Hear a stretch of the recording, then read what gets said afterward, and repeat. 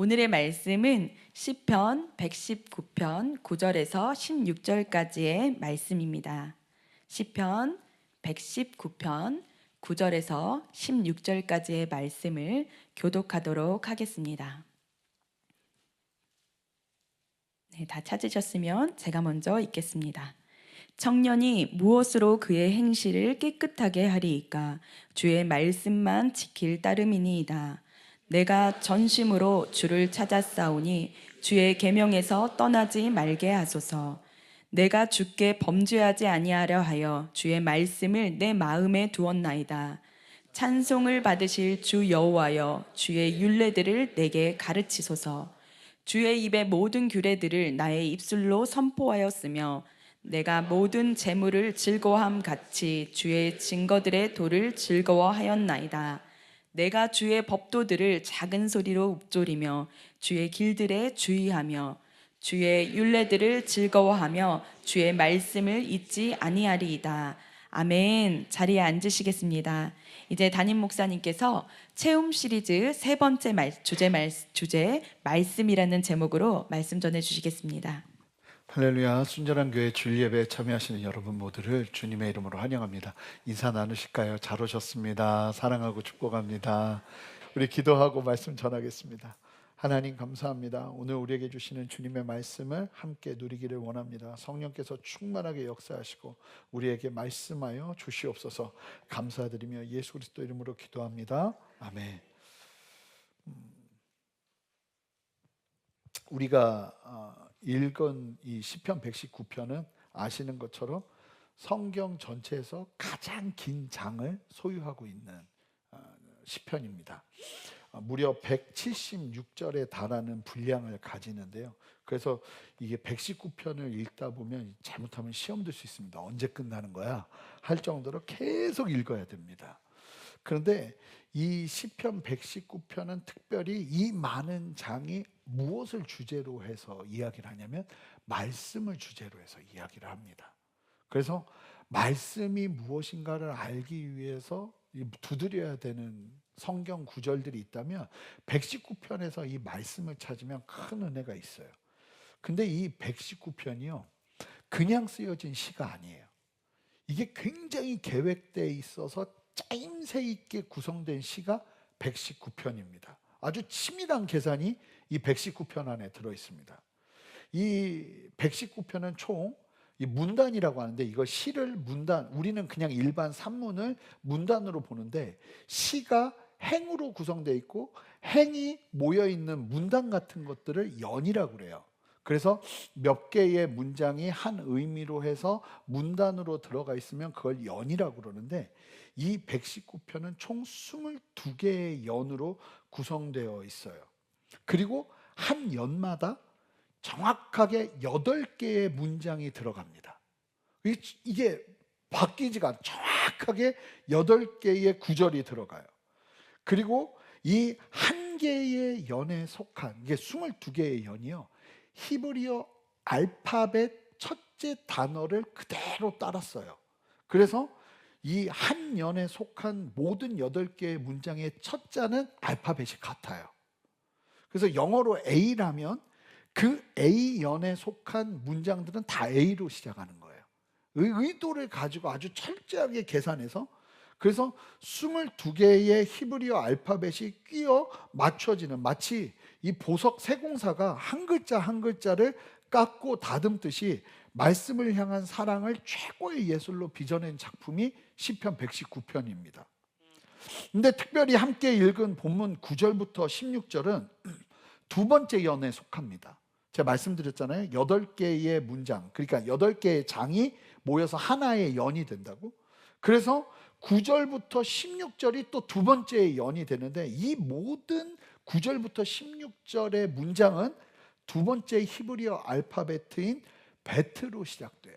베트. 이 원래 히브리어는요 표음 문자예요.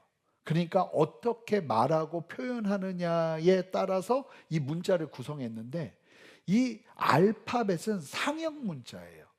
그래서 첫 번째 알레프라는 단어가 있는데 알레프라는 그 알레프라는 단어도 황소의 모양을 따서 이게 글씨를 만든 거거든요. 근데 두 번째 이 베트는 특별히 뭘 모양으로 따서 만든 글씨냐면 집, 우리가 사는 집이요. 그 당시의 집의 모양을 본따 가지고 만든 단어가 베트입니다. 그래서 이 두 번째 연에서 집중적으로 하나님의 말씀에 대해서 나누는데 텐트나 가옥 모양을 본떠서 만든 집이라는 의미의 베트를 사용해서 이 말씀을 하는 거죠. 그래서 시편 기자가 왜 하필이면 집을 뜻하는 이 베트 연에서 하나님의 말씀을 집중적으로 노래했는가?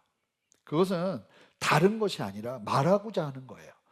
저와 여러분의 마음, 인간의 내면 세계를 하나님의 말씀이 거하시는 거룩한 집으로 건축해야 된다는 사실을 이 문자만으로도 전하고 있는 거예요.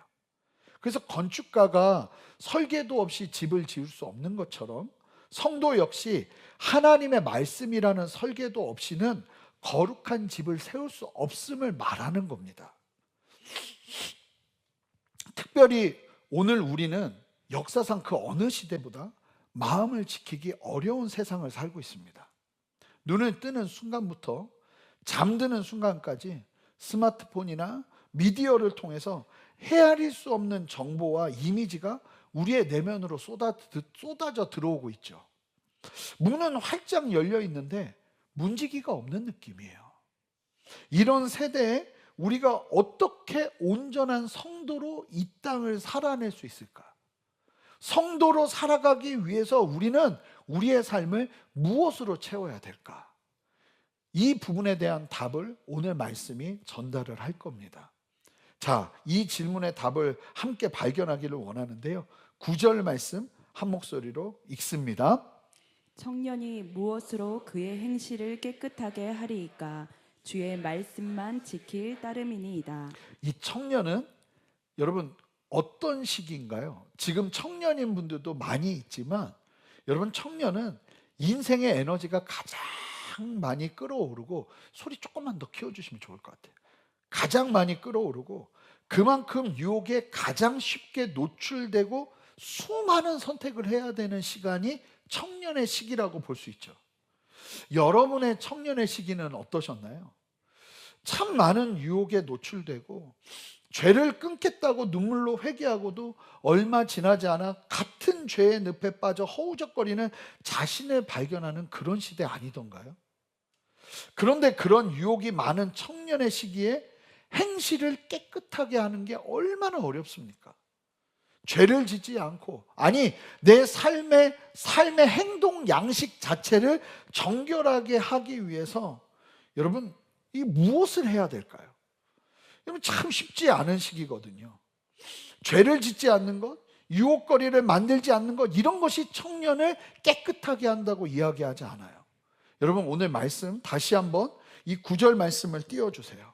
보시면 우리의 의지로는 절대로 행실을 깨끗하게 할 수 없습니다. 수양을 하고 스스로 훈련한다고 되는 게 아니라는 거예요.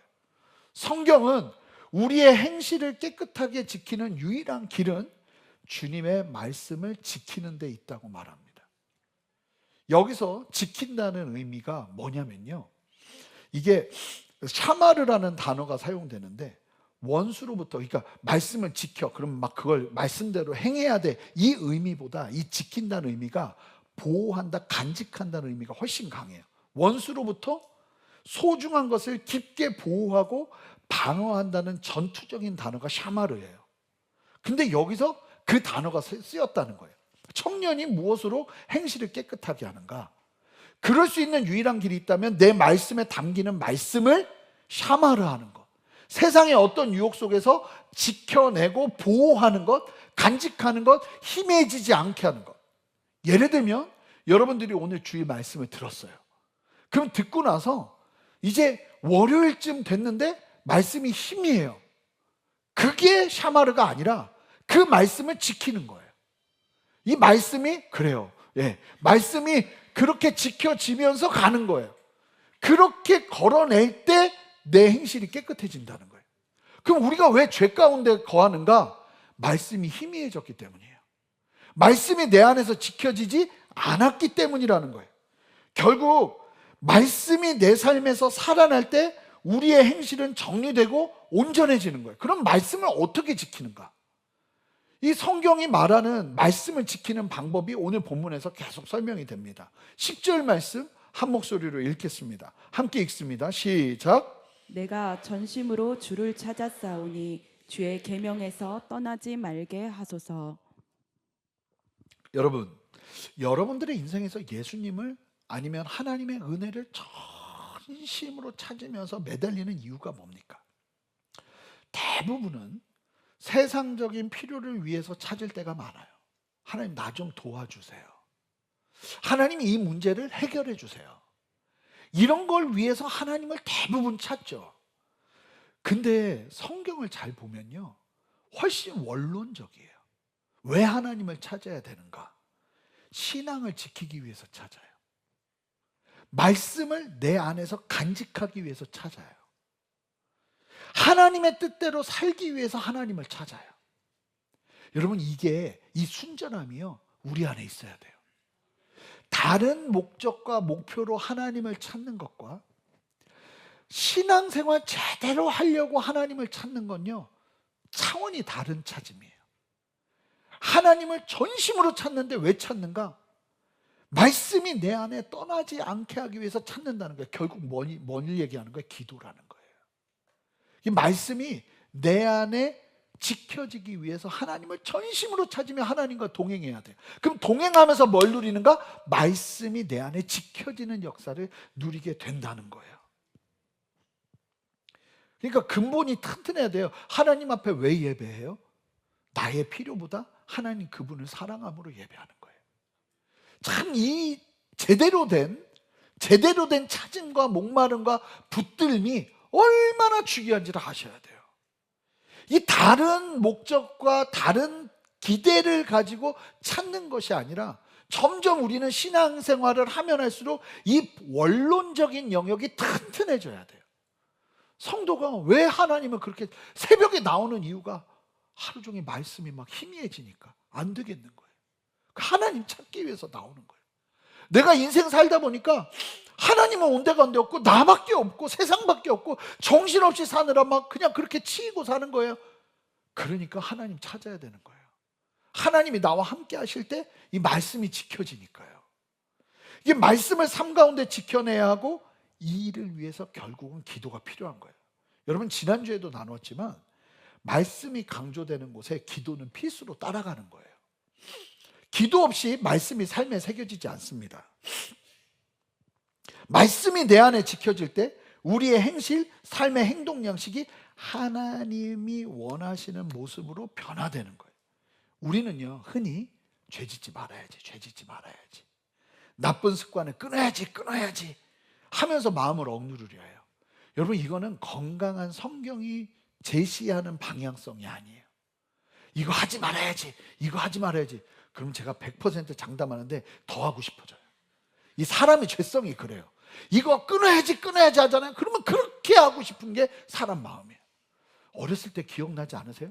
부모님이 하지 말라면 그렇게 갑자기 하고 싶잖아요. 그러니까 저만 그런가요? 애들 교육이 위험한 게 지금 안 해도 되는 교육까지 성교육을 하면서 애들의 유혹을 더 키운다는 거 아니에요. 이 북유럽식 성교육 방식을 지금 우리나라에 도입해가지고 애들한테 가르치고 있는데, 그때 애들이 몰라도 되는 그런 내용들을 막 가르치면서 애들의 호기심을 더 유혹한다는 거 아니에요. 사실은 그러니까 우리가 뭘 하려고 그러냐면 맨날 하나님 위해서 살려고 하면 뭘 하려고 그러냐면 비우려고 그래요. 이거는 우리의 신앙이 아니라 불교 쪽 신앙이에요. 계속 뭘 비우려고 그래요. 막 비워서 뭐 하려고 계속 비우려고 그래. 막 내 안에 있는 설마 그러진 않는데 심지어 예수 믿는데도 범민을 버려야 된다 막 이러면서 이런 얘기를 하는 거예요. 근데 여러분, 정말 놀라운 게 뭐냐면 마태복음 12장에서 예수님이 들려주신 빈집 비유 아세요? 더러운 귀신이 사람한테서 나갔어요. 그냥 더러운 귀신이 나가고 나니까 이게 겉으로 보면 정상이 된 거죠. 마음의 집이 청소가 된 거예요. 그런데 그 집이 비어있는 상태로 있었어요. 그러니까 어떻게 나갔던 귀신이 자기보다 더 악한 귀신 7을 데려와서 그 사람의 나중 형편이 전보다 더 비참하게 되는 이야기를 하잖아요. 비우는 게 아니에요. 채워야 되는 거예요. 여러분, 여러분들의 세상적인 부분들이 비워지고 난 다음에 바로 뭐가 들어? 그래서 실제로요, 귀신 들렸던 사람한테 제일 많이 하는 게 뭐냐면 절대로 그냥 있으면 안 된다. 말씀을 채워야 된다. 말씀을 읽고 진리의 말씀을 채우고 하나님의 임재 안에 거해야 된다. 그 상태가 아니라 진공 상태로 들어가잖아요. 그러면 굉장히 위험해지는 거예요. 죄악은요, 진공 상태를 가장 좋아해요. 마음이 영적으로 한가하고 거룩한 진리가 채워지지 않을 때 어둠의 권세는요 7배의 힘으로 밀고 들어옵니다. 그러니까 영적 전쟁은 방어하는 게 아니에요. 영적 전쟁에서 최고의 수비는 적극적인 공격입니다. 그래서 시편 기자가 11절에서 이렇게 고백합니다. 자, 우리 11절 말씀 한 목소리 힘차게 읽습니다. 시작. 내가 주께 범죄하지 아니하려 하여 주의 말씀을 내 마음에 두었나이다. 범죄하지 않기 위해서 비우는 게 아니라 뭐를 대신 내 마음에 막 채워서 두었다는 거예요? 주의 말씀을 내 마음에 둔다는 거예요. 여기서 마음에 둔다라고 번역된 히브리어가 차판이라는 단어인데, 이 단어는 아무렇게나 그냥 올려둔다는 게 아니고요, 도둑이 결코 찾아내 훔쳐갈 수 없도록 가장 은밀하고 안전한 곳에 값진 보물처럼 감추어두고 보관한다는 뜻이에요. 그러니까 굉장히 비슷한 내용이 반복되고 있는 거죠. 시편 기자는요, 하나님의 말씀을 세상의 어떤 것보다 귀한, 금은보화보다 귀한 가치로 여기고 있어요. 사랑하는 성도 여러분, 세상에서 승리하려면 뭐가 소중한지를 아셔야 돼요. 세상의 금은보화가 아니라 하나님의 말씀이 세상의 어떤 것보다 소중하다는 사실을 전인격으로 깨달을 때 우리의 삶은 바뀌는 거예요. 이게 뭐가 중요한지가 분명해져야 된다는 거예요. 혹여나 원수가 구원의 말씀을 빼앗아갈까 싶어서 영혼의 가장 깊은 금고에 말씀을 채워놓고 자물쇠로 굳게 채우는 것, 여러분, 말씀이 보물이에요. 오늘 선포된 말씀, 오늘 내가 읽는 말씀, 이 말씀 중에 내가 이 말씀을 취하겠다 하고 딱 취하면요, 이 말씀이 여러분들 안에서 사라지지 않도록 걸어내는 걸음이 필요한 거예요. 어떻게 걸어야 되는가 이제 나눌 텐데, 여러분, 그래서 이 원리를 몸소 보여주신 분이 누구냐면 바로 우리 예수님이시죠. 예수님께서 광야에서 마귀에게 시험 받으려 하실 때 주님은 기적이나 논쟁으로 싸우지 않으셨고 오직 기록되었으되 하나님의 말씀의 검 3마디로 사탄을 물리치셨어요. 그러니까 마음에 감추어둔 말씀은요, 유혹의 순간에 나를 보호하는 성령의 검이 됩니다. 그래서 말씀의 검이라고 하는 거예요. 시편 119편 11절의 진리를 주님께서 친히 성취해 보여주신 거예요. 그런데 생각해 보세요. 유혹이 다 닥친 그 순간에는요, 갑자기 유혹이 오는데요, 갑자기 성경책을 어디서 찾아서 이렇게 찾을 수가 없어요. 유혹이 오면요, 어디서 말씀이 튀어나와야 되는지 아세요? 여러분들의 마음에서 튀어나와야 돼요. 그러려면 무슨 얘기냐면 말씀이 여러분들 안에 간직되어 있는 게 쌓여야 된다는 거예요. 할 수만 있다면 암송을 하고, 할 수만 있다면 말씀이 어디 있는지를 기억해야 돼요. 그래서 전 대부분 기도하다가 성경책을 보는 이유는 거기 말씀을 기억하고 있기 때문에 거길 찾아요. 그리고 읽으면서 하나님의 마음을 볼 때가 굉장히 많아요. 사랑하는 성도 여러분들의 집에 무엇이 채워져 있습니까? 그러니까 막 갑자기 급한 일이 생기는데 거기서 말씀 찾을 여유가 없다고요. 근데 여러분들이 마음에 말씀을 지키고 있잖아요. 그럼 그게 여러분들 안에 쑥 나타나요. 그리고 그 말씀 붙들면서 이겨내는 거예요. 그러니까 하루에도 수십 번 들여다보는 스마트폰의 영상과 뉴스, 세상을 향한 원망, 영상도요, 요즘 한 10초만 봐도 하루 종일 생각나게 하는 그런 강력한 그 어떤 방식들을 뭘 쓰는지 모르겠는데 하여간 보면 안 잊혀져요. 그런 것들을 얼마나 만들어요. 그런 세상에서 우리도 말씀이 우리 안에 들어오면 떠나가지 않도록 하는 구조와 시스템을 각자의 삶에 만들어 둬야 된다는 거예요. 그러니까 마음은 절대로 비워두면 안 돼요. 비우지 마세요. 그건 우리 아니에요. 우리는 말씀을 채워야 되는 거예요. 진리로 채우는 공간이 내 내면이 돼야 돼요. 그래서 툭 치면 그 말씀 딱 떠오르고, 툭 치면 이 말씀 딱 떠오르고 하는 은혜가 우리한테 필요하다는 거예요. 아니면요, 여러분 기도하세요. 하나님, 오늘 말씀을 통해서 나에게 말씀해 주십시오. 내가 뭘 들어야 됩니까? 그리고 듣는 말씀을 레마로 취하면서 그걸 새기는 거예요. 그렇게 여러분 한 주 한 주 52주 동안 52개의 진리 하나만, 오늘 설교 듣는데도 진리 하나만 딱 내 마음에 지켜놓으면요, 10년이면 520개예요. 520개의 진리가 새겨지잖아요. 이게 제가 장담하는데 100개만 새겨져도 강건해져요. 여러분, 다른 걸로 강건한 게 아니에요. 우리가 어떤 시스템을 통해서 강건해지는 게 아니에요. 여러분들의 마음에 말씀이 두어져 있어야 돼요. 지켜져 있어야 돼요. 가장 은밀한 곳에 새겨져 보관돼 있어야 돼요. 그게 안 되면 계속 흔들려요. 행실이 깨끗할 수가 없어요. 내 마음대로 살고 내 뜻대로 살고 이상한 길로 가요. 왜요? 말씀이 희미해졌기 때문에. 뭐 이런 예화를 많이 들었죠. 은행에서 위조 지폐 감별 훈련을 할 때 이 기본적으로 제일 많이 하는 훈련이 온갖 위조 지폐를 연구하는 게 아니라 진짜 지폐를 계속 만져보게 하고 진짜 지폐를 계속 보게 한다는 거잖아요. 그러면 진품에 이게 손이 익숙해지면요, 가짜 위조 지폐 이렇게 막 세다가 딱 찾아낸대요. 옛날에 TV쇼에서도 그런 거 하는 분 나온 적 있어요. 그냥 막 수많은 종이들, 지폐들 속에서 이렇게 막 세다가 갑자기 딱 잡아요. 계속 진품에 내 손이 익숙하고 내 눈이 익숙하니까 가짜는 그냥 보이는 거예요. 사랑하는 성도 여러분, 진짜 유혹이 많고 미혹이 많고 뭐가 진리인지 모르겠고 유튜브에서도 하나님의 말씀처럼 목사님이 설교하는데 여러분 이상하게 AI 같은 목사님이 막 뭐 하잖아요. 그거 웬만하면 보지 마세요. 대부분 이상한 사람. 그러니까 그런 게 너무 많단 말이에요. 그러면 그런 것들 안에서 무조건 좋다고 받아들일 게 아니라 분별을 해야 되잖아요. 분별을 어떻게 하겠어요? 여러분, 진짜 진리의 말씀을 계속 새겨 듣다 보면 이상한 게 나타나는 거예요. 이상한 게. 제가 기억한다니까요. 그 신앙도 막 열정을 내는 자매도 아니에요. 근데 말씀을 계속 들었어요. 근데 누가 초대해서 갔는데 이단 교회로 갔어요. 근데 희한하게 이상하더라는 거 아니에요. 이게 여러분 듣는 말씀이 이게 아무것도 아닌 게 아니라 귀하게 여러분들한테 새겨지고 있는 겁니다. 진리의 말씀을 계속 듣다 보면 이상한 건 이상해요. 뭔지 모르겠는데 이상해요. 이런 은혜가 있는 거예요.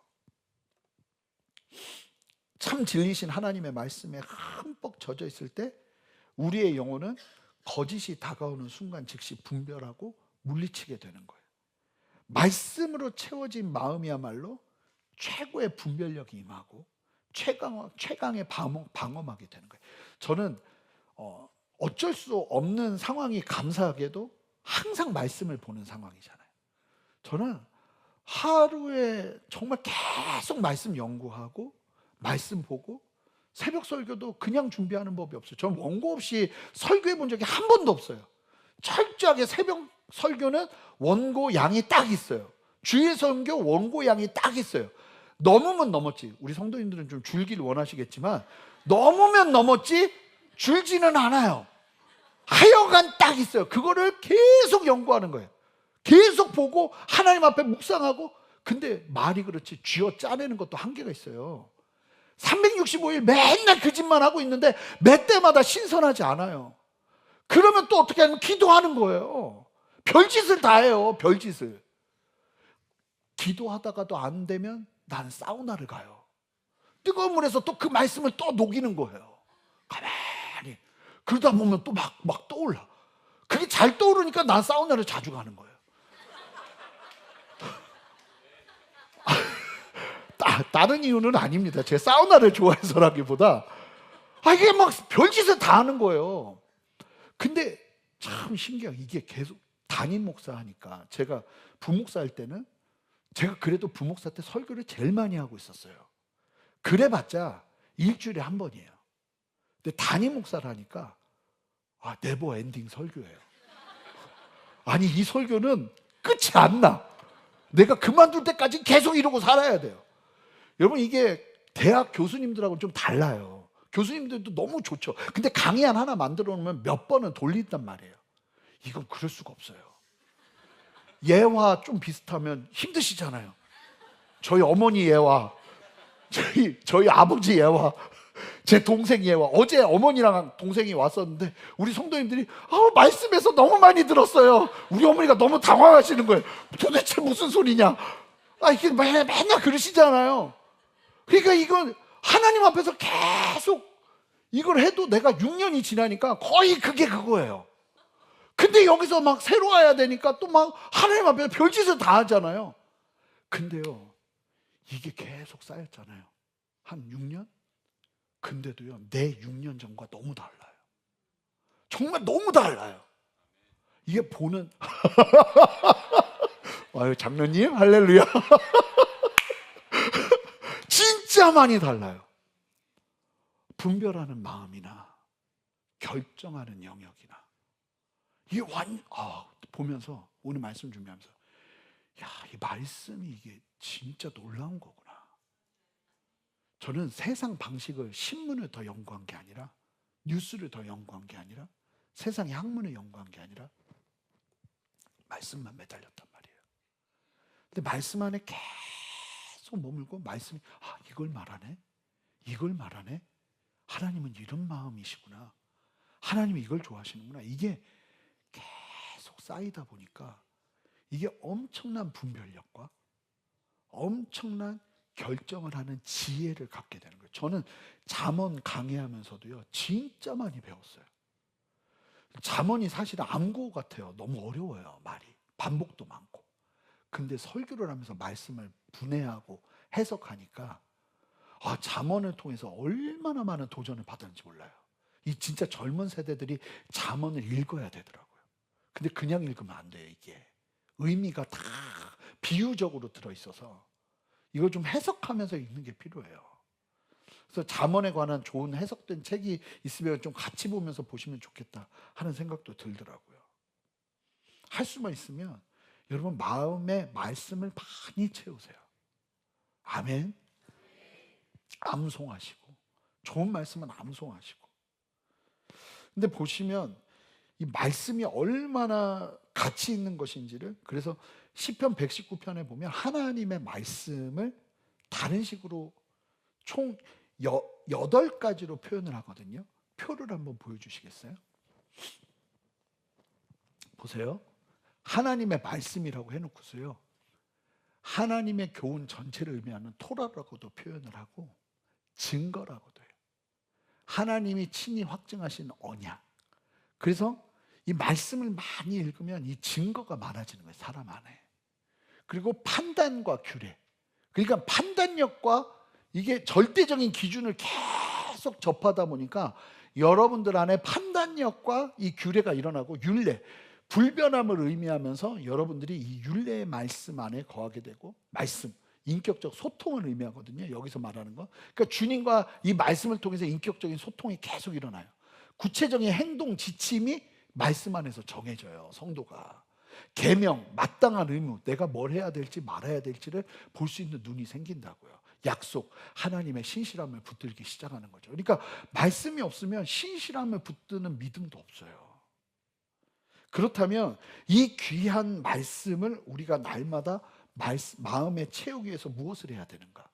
오늘 말씀 12절부터 16절까지가 4가지 훈련에 도전합니다. 이 4가지가 여러분들 안에 온전하게 새겨지시기를 주님의 이름으로 축복합니다.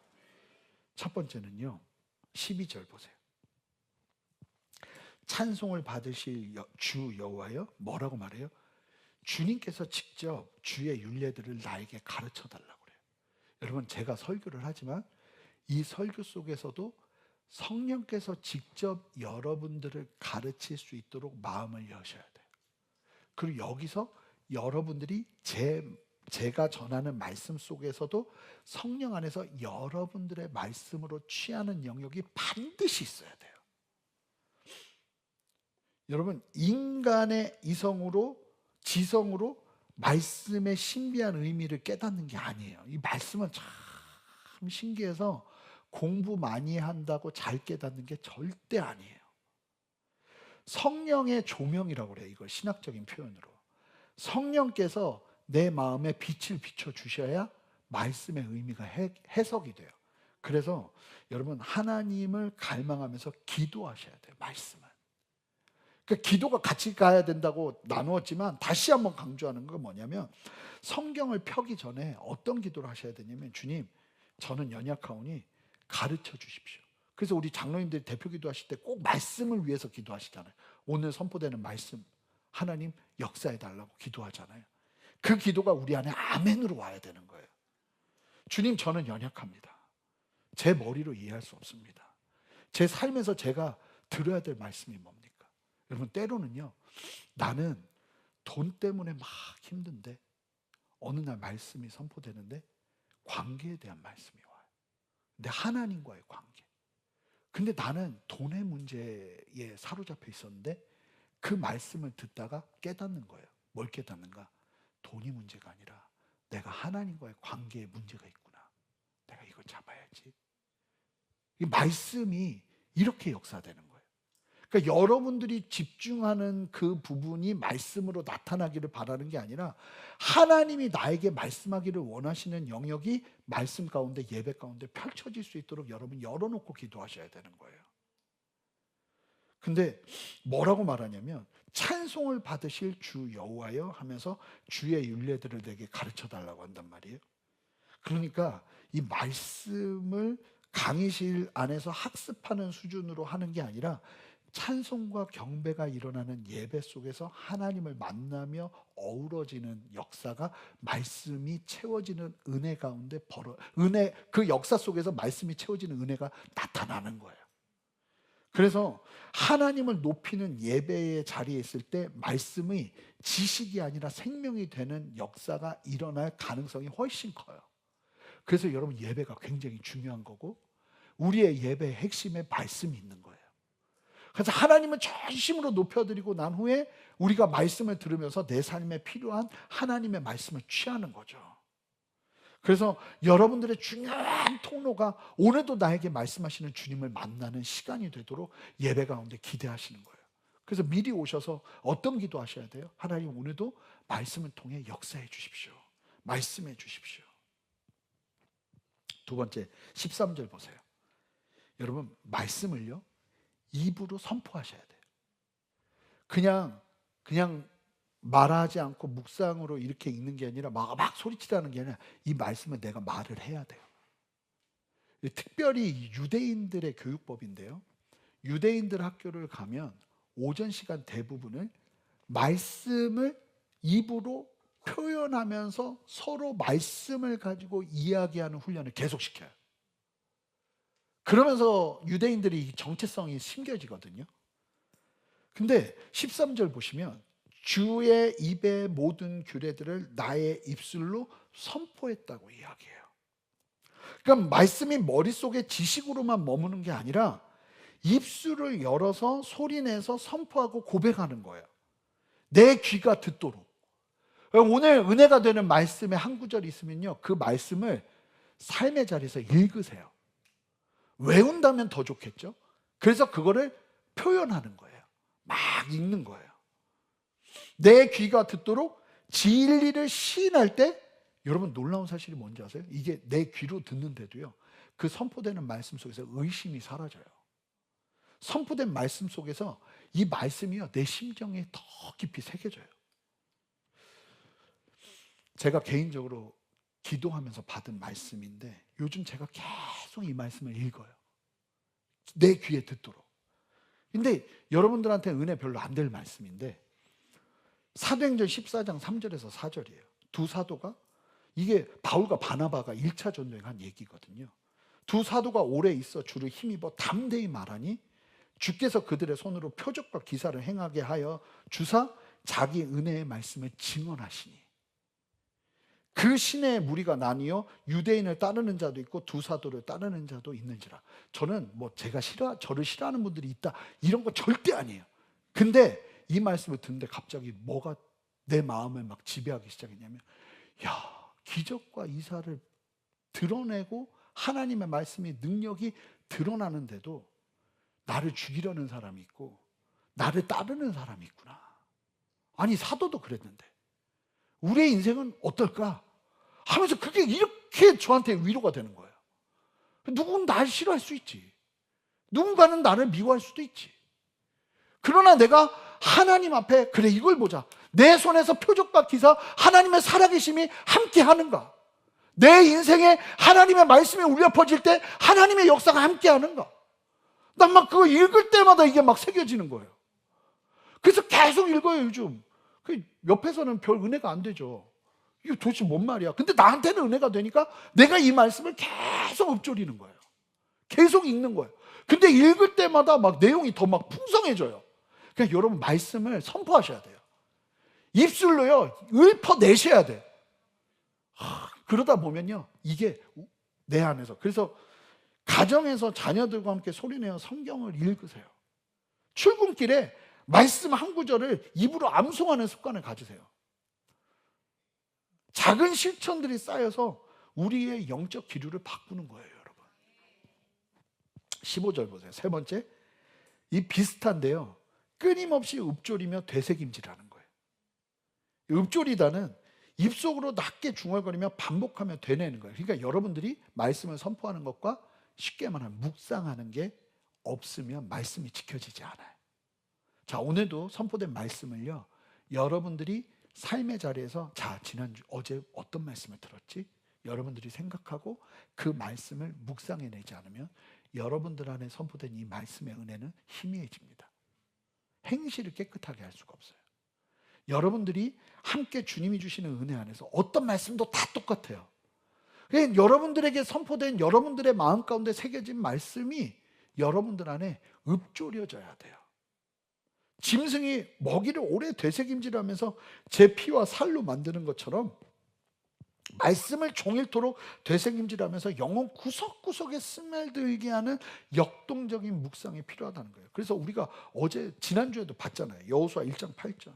이 율법책을 네 입에서 떠나지 말게 하여 주의하러 묵상하라. 그리해야 형통하리라. 그러니까 형통은 바래요. 근데 형통하는 길을 말씀하셨는데 그걸 안 하려고 그래. 근데 어떻게 형통을, 하나님이 말씀하신 방법대로. 아니, 사과 씨를 심어야 사과 나무가 자라죠.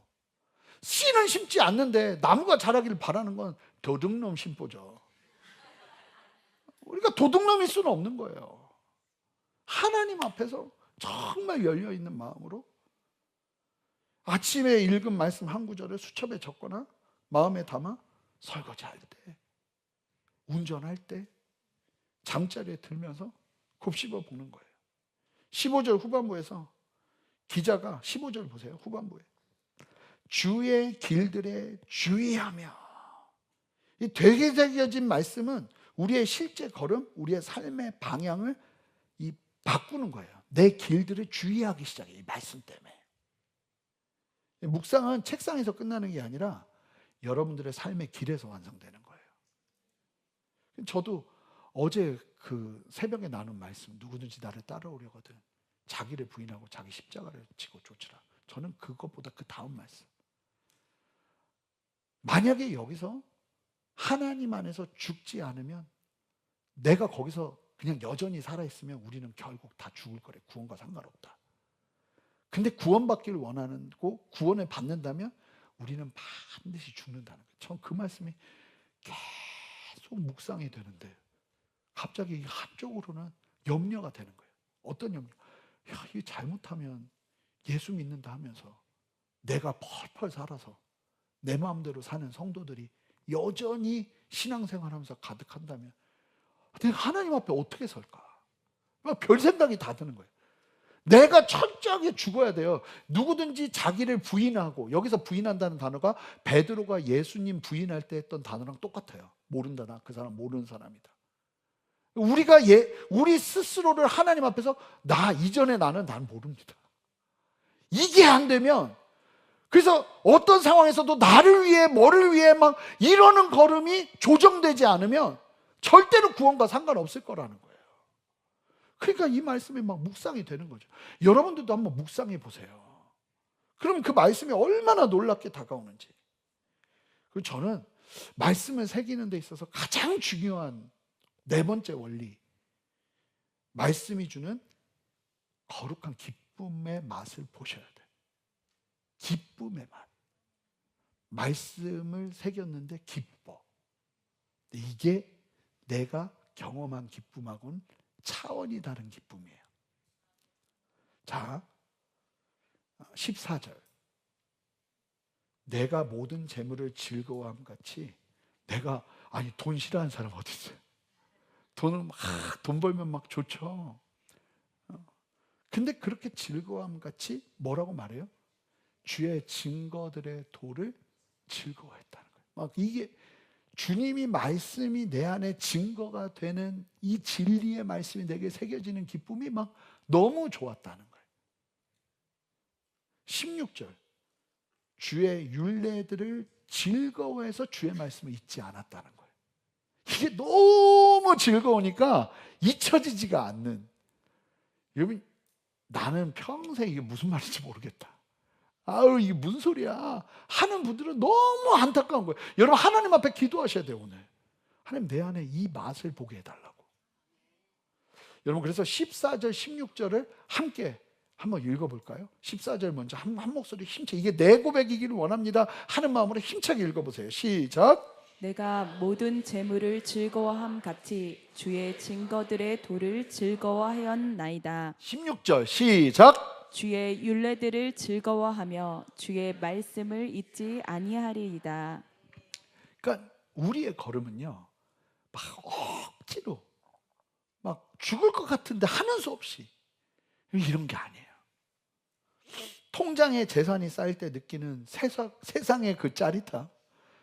근데 그 짜릿함보다 더한 짜릿함이 말씀을 통해서 경험될 때, 하나님의 말씀대로 내가 순종하며 나갔는데 내 손으로 경험할 수 없는 하나님의 생명을 경험할 때 오는 짜릿함. 이게 그러니까 믿는 자들도요, 이 짜릿함 때문에 하는 거예요, 이게. 여러분, 이거 아셔야 되는데. 제가 여기에 중독돼 있는 사람이에요. 하나님 그 인도하심의 짜릿함을 막. 제가 예전에 그 찬양팀을 20대 중반에 찬양팀을 데리고 사역을 했던 적이 있어요. 그때 우리 음향 감독님 만났었는데, 그때 지금도 기억하는데, 같이 사역하다가 우리 눈앞에서 그 탄광촌에 있던 애들이 눈이 뒤집히면서 예수님을 만나는 걸 봤어요. 첫째 날 철저하게 우리가 실패했다고 생각할 정도로 예배가 망쳐졌어요. 애들이 반응을 안 해. 그리고 나가서 담배를 피고 와. 그리고 난 처음 봤어요. 설교를 하는데 애들이 계속 왔다 갔다 해요. 애들이 죄송해요, 근본이 없는 애들 느낌이요. 이런 사가 막 없는 애들 막 이런 느낌이 막 너무 막 화가 나요. 막 찬양하는데 지들끼리 둥그렇게 원을 만들어서 교제를 하기 시작해. 난 그런 애들을 처음 봤어요. 이거 어떡하지? 그래가지고 그 다음날 아침부터 우리가 금식을 했어요. 하나님, 얘네들 그래도 교회가 너무 작아가지고 수련회를 할 수 없어서 몇 개 교회가 함께 모여가지고 수련회를 한 거예요. 얘네들 그때 학교에서 했거든요. 얘네들 변화시켜 주십시오, 하나님. 그러면서 기도했는데 우리는 무서운 거죠. 그 무서운 애들이 또 오니까 얘네들을 이거 어떻게 해야 되지? 근데 하나님이 갑자기 찬양 인도를 하는데 저한테 어떤 감동을 주셔서 찬양 인도하다가 또 동그랗게 줄 서려고, 지들끼리 뭐 하려고 그러길래 탁 멈췄어요. 지금 니들 누구 앞에 섰는지 알아? 이게 청소년 애들한테 좀 세게 해야 되더라고요. 누구 앞에 서 있는지 알아? 어디서? 야, 하나님 앞에 하려면 제대로 해. 내가 니네들 이런 거 보려고 우리가 여기까지 온 줄 알아? 이러면서 찬양을 시작했는데, 아니 이거는 똑같은 애들이라고 말할 수 없는 애들이 막 뒤집어지는 거예요. 나중에 기도하는데 막 울고 난리가 나는데 봤더니 탄광촌 아이들의 가정이 다 깨진 가정이에요. 막 애들이. 근데 이 찬양팀 사람들이 봤잖아요. 어제와 오늘의 차이를. 그래 애들이 막 뒤집어지고 막 눈이 돌고 막 하나님 앞에 막 울면서 막 반응하고 막 변화되는 걸 봤잖아요. 잠을 안 자요. 흥분해가지고. 왜냐하면 이 짜릿함을 맛본 거예요. 눈이 도는 거예요, 이게. 하나님이 행하시는 진짜 살아계심을 보니까 이 세상이 어떤, 그 전까지 흔들리던 애들이 그때부터 쫙 붙더라고요. 그러면서 얼마나 행복하게 살겠는지 몰라요. 근데 여러분, 예수 믿는 건요, 진짜 이게 제일 좋아서 하는 거예요. 이게 다른 게 아니라 주 예수보다 더 귀한 것은 없네. 세상 즐거움 다 버리고 세상 자랑 다 버렸네. 이 고백이 절로 나와서 예수 믿는 거예요. 수만 명의 고아를 살렸던 조지 뮬러가 뭐라고 했는지 아세요? 보세요. 매일 아침 내가 가장 먼저 해야 할 위대하고 중요한 일은 내 영혼이 주님 안에서 행복해지는 길이다. 아니, 눈만 뜨면 고아 애들하고 같이 있어야 되는데 얼마나 힘들었겠어요. 근데 이 조지 밀러가 뭐라고 그러냐면, 아침마다 내가 해야 되는 건 주님 안에서 내가 행복해지는 거다. 이게 안 되면 나는 걷지 않겠습니다 한 거예요. 내 속사람을 살찌우는 양식은 다름이 아닌 하나님의 말씀이다. 말씀 때문에 행복해지는 거예요. 그러니까 세상을 사는 거예요.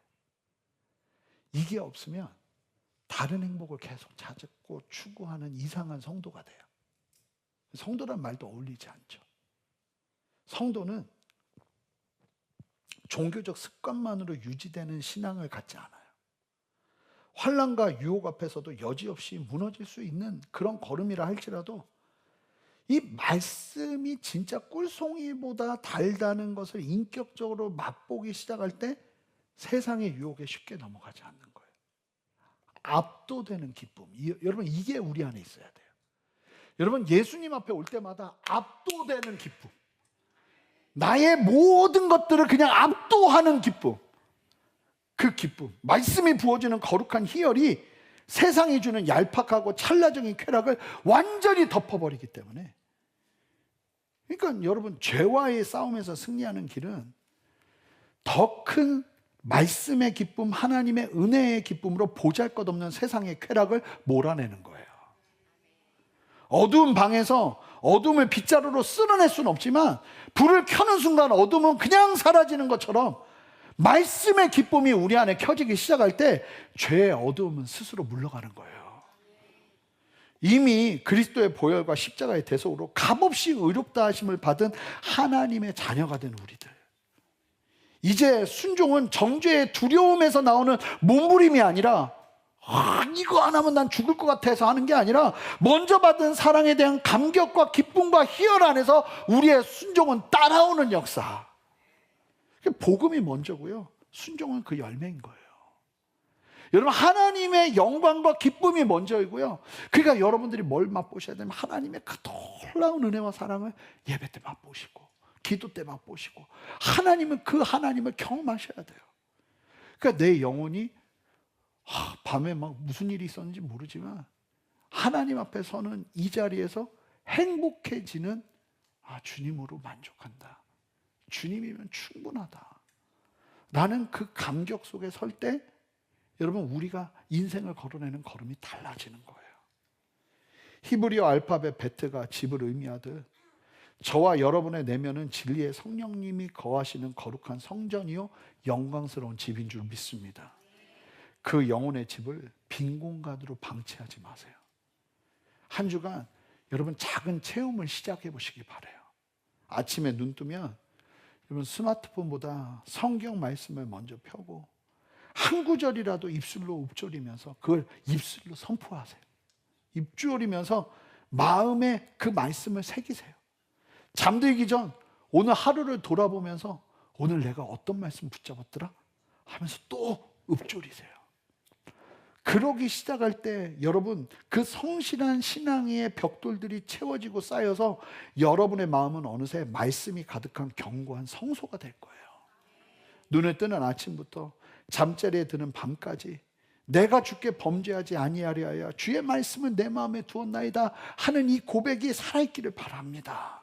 전능하신 하나님의 말씀이 여러분의 마음을 온전히 채우고 다스릴 때 세상의 어떤 거센 유혹과 시련 앞에서도 여러분의 영혼은 온전하게 지켜질 줄 믿습니다. 함께 기도하시겠습니다.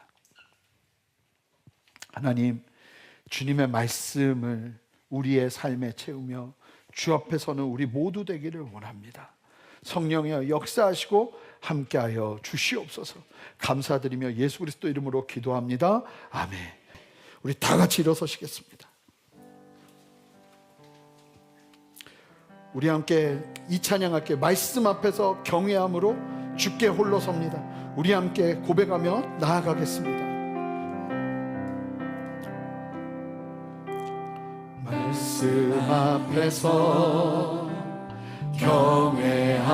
경외함으로 주께 홀로 섭니다. 고백하세요. 생명의 말씀, 생명의 말씀 읽고 순종해 주를 예배합니다. 주를 예배합니다. 다시 한번 고백합니다. 말씀 앞에서, 말씀 앞에서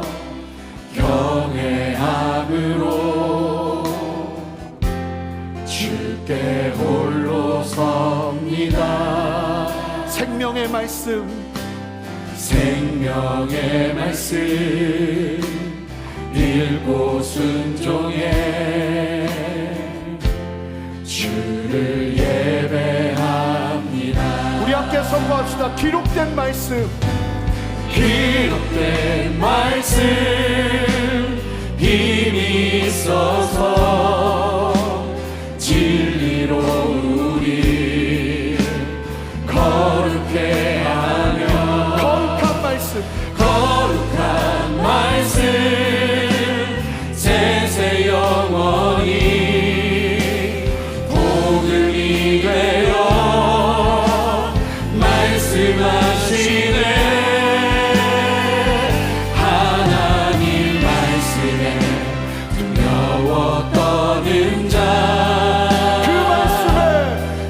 말씀에 생명을 거는 자 한 사람 찾으시는 주님의 약속을 믿어. 하나님 말씀에 하나님 인생을 거는 자, 인생을 거는 자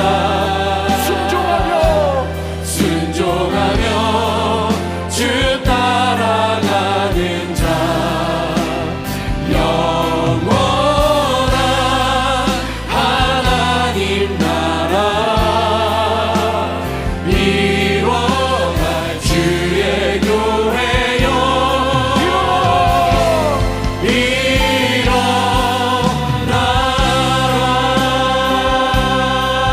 우리 함께 고백합니다. 말씀 앞에서 경외함으로, 말씀 앞에서 경외함으로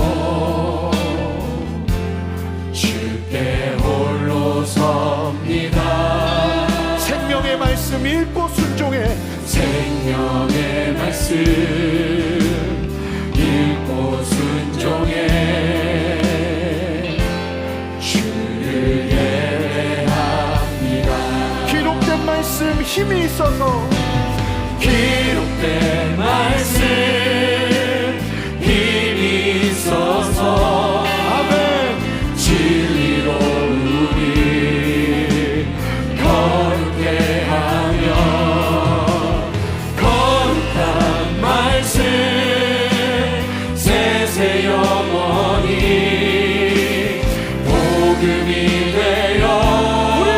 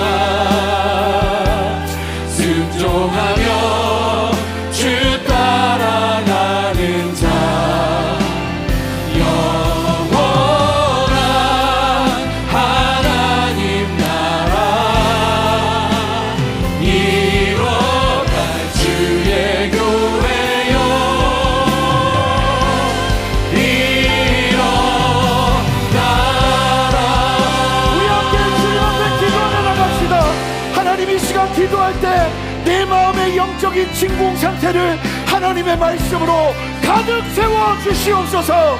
주의 말씀을 세상 어떤 보화보다 귀하게 여겨 내 영혼 깊은 곳에 두게 하시고 위기의 순간의 말씀을 성령의 검으로 빼앗을 수 있도록 진리로 충만하게 하여 주시옵소서. 하나님 앞에 두 손을 듭시다. 말씀을 지키겠습니다. 말씀을 간직하겠습니다. 그렇게 간절히 주님 이름 부르며 기도합니다. 주여! 아버지 하나님, 아버지 우리의 마음 가운데 주님의 말씀이 깊이 채워지고 아버지 심겨지기를 원합니다. 하나님 우리의 마음을 비워둔 채로 아버지 그냥 두지 않게 하시고 아버지 허전한 채로 공허한 채로 두지 않게 하시고 아버지 그 공허한 말씀에 주님의 말씀이 아버지 채워짐으로 말미암아 우리의 마음이 흔들림 없이 걸어갈 수 있도록 주님 도와주시옵소서. 성경에서 조명하시고 가르치시는 아버지 기도로 심어지는 말씀 되게 하여 주시옵소서. 하나님 우리의 심령 아버지의 주님의 말씀 아버지 가득 채워주기를 원합니다. 아버지 말씀을 누구보다 귀하게 여기고 아버지 그 어떤 것보다 소홀로 여기며 하나님의 말씀 간직하는 성도를 되도록 도와주시옵소서. 아버지 우리가 회개의 순간 때마다 아버지 이 말씀이 우리를 살리기를 원합니다. 아버지 이 말씀이 우리를 붙들기를 원합니다. 주의 말씀이 깊이 새기고 심겨져서 우리 역사에 하여 주시옵소서. 주님 성령께서 아버지 역사하여 주시옵소서. 우리의 마음을 주님 마음을 여러분, 기도가 굉장히 중요한 거예요. 말씀을 심는 겁니다. 뿌려진 말씀이 여러분 새가 날아와서 쪼아가지 않도록 여러분 말씀이 여러분들의 마음에 심겨지기 위해서 기도하는 건데, 오늘 말씀을 들으면서 무엇보다 의무감이나 두려움으로 억지로 말씀을 읽는 것이 아니라 세상의 모든 재물을 얻는 것보다 주의 말씀을 더 즐거워할 수 있는 말씀의 맛을 허락하여 주시옵소서. 예수 믿는 참된 맛을 경험하게 하여 주시옵소서.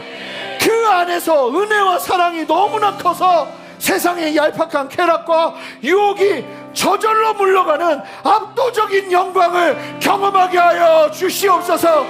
여러분, 사모하는 사람들마다 두 손을 높이 드세요. 하나님, 나에게 압도하는 은혜와 영광을 부어 주시옵소서. 주님의 이름 한번 부르며 기도합니다. 주여!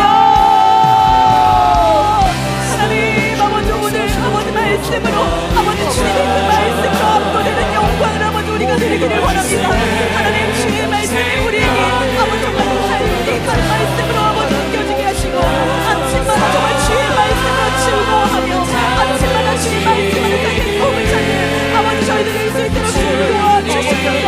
하나님의 말씀이 우리 영혼을 살리고 아버지 세상에 되는 날마다 누리게 하여 주시옵소서. 성령 하나님 아버지 우리가 그 말씀의 기쁨을 받게 하여 주시옵소서. 그 말씀을 아버지 알게 하여 주시옵소서. 간절히 사모하며 나아갑니다. 하나님 우리가 말씀을 가득 차기를 원합니다. 아버지 말씀 들은 말씀 아버지 기도로 우리 심령 가운데 심을 수 있게 하시고 아버지 정말 음성이며 아버지 이것을 심으며 아버지 이 말씀의 기쁨을 아버지 이 말씀의 기쁨을 아버지 누릴 수 있도록 도와주시옵소서.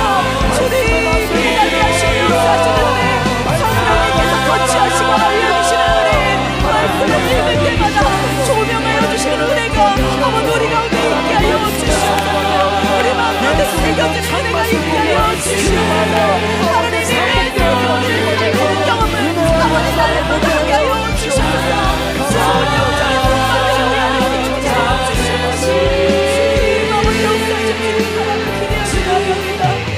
여러분, 마지막으로 나라와 민족, 특별히 우리 이 땅에 우리 민족의 청년들을 위해서, 수많은 청년들을 위해서 함께 기도하는 시간을 갖기를 원해요. 여러분, 이 세상은 헤아릴 수 없는 정보와 가치관의 혼란 속에서 진리를 잃어버린 채 표류하는 것 같아요. 수많은 청년들이 찰나의 쾌락과 헛된 우상을 좇으며 영적인 생명력을 잃어가고 있어요. 하나님, 이 대한민국을 긍휼히 여겨 주시옵소서. 어두워져가는 이 땅에 다시 한번 말씀의 부흥이 일어나게 하여 주시옵소서.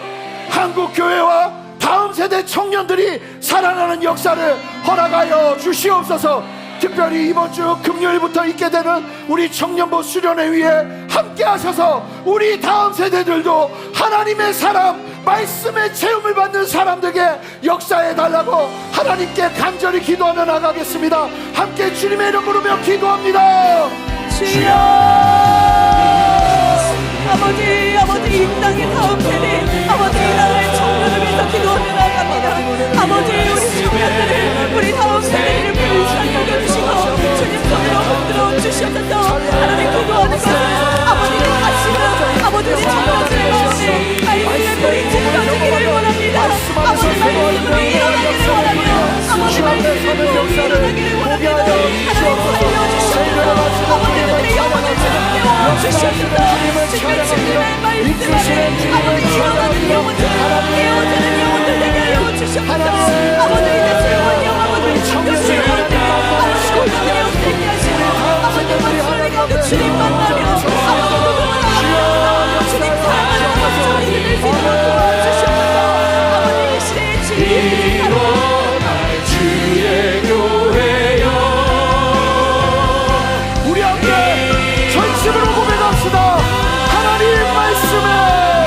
하나님 말씀에 두려워거는 자 그 말씀에 생명을 거는 자 한 사람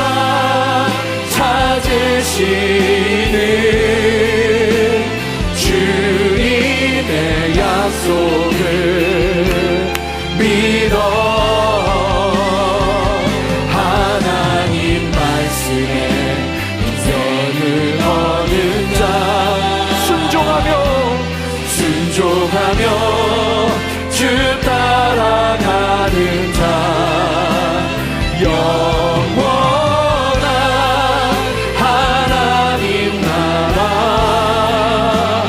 일어날 주의 교회여 일어나라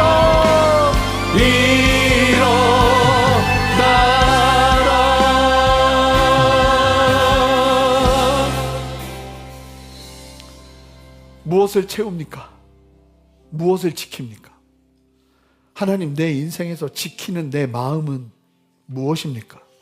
하나님, 오늘 말씀이 너무나 귀중한 길이 되게 하셔서 일평생 말씀을 간직하고 지켜내는 걸음을 걸어낼 수 있도록 성령이여 역사하시고 함께하여 주시옵소서.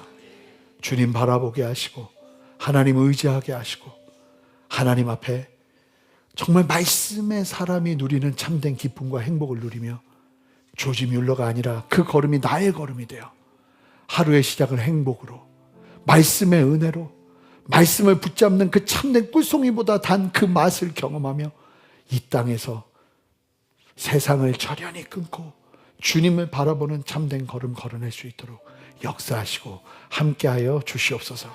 그렇게 새 일을 행하시며 말씀의 은혜로 함께하실 주님, 특별히 오늘 기도가 생명이 되게 하셔서 주중에 말씀을 대할 때 그 말씀이 입으로 선포되고 말씀이 읊조려지면서 그 안에서 참된 생명의 맛을 보며 말씀이 이렇게 역사되는구나 하는 것을 경험하며 주 앞에서는 참된 은혜의 걸음을 걸어내게 하여 주시옵소서.